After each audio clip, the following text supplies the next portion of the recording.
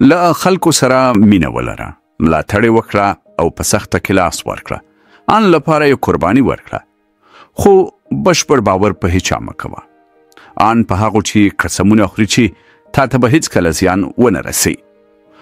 زه نه غواړم تا د نورو په وړاندې بدبینه کړم، خدای دې نه کړي. خو ځینې شیان د ژوند حقیقتونه دي. ولې پر هیچا بشپړ باور او تکیه مه کوه، ځکه چې خلک بدلیږي. د انسانانو احساسات او انګیرنې بدلیدونکي څه دي. کله چې فشار راشي، وفاداري او ژمنې ماتیږي. هغه ملګری چې ژمنه یې کړې وه تل به ستا تر شا ولاړ وي، ښایي په هغه ورځ چې ته ورته تر ټولو بده اړتیا ولري تری تم وي.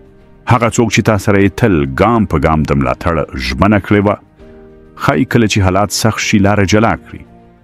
ان ما د یوې کورنۍ غړي لیدلي چې کله خبره د پیسو او مال راغلی، یو بل یې تېرستلي او له یو بل سره یې لوی خیانتونه کړي.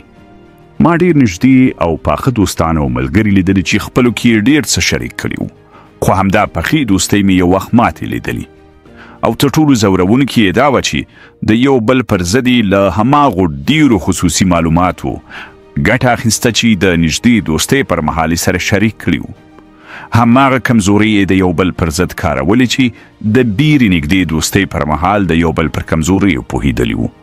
بیا هم وایم، دا په دې معنا نه ده چې خدای مکړه د نورو په وړاندې بدبین اوسه.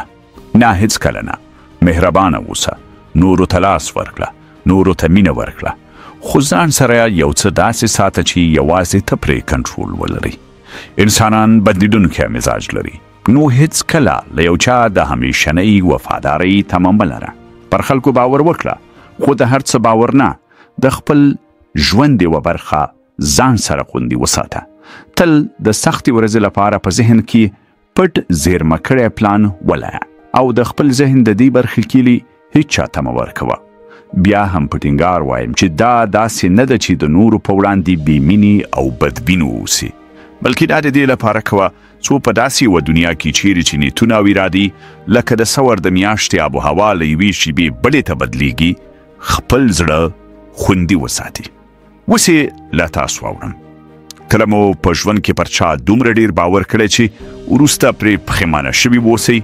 کله مو چا اعتماد مات کړی او کله مو د خپل ډېر اعتماد بیه پرې کړې؟ په کمنټونو کې یې ولیکئ. د خدای ښه دې وي.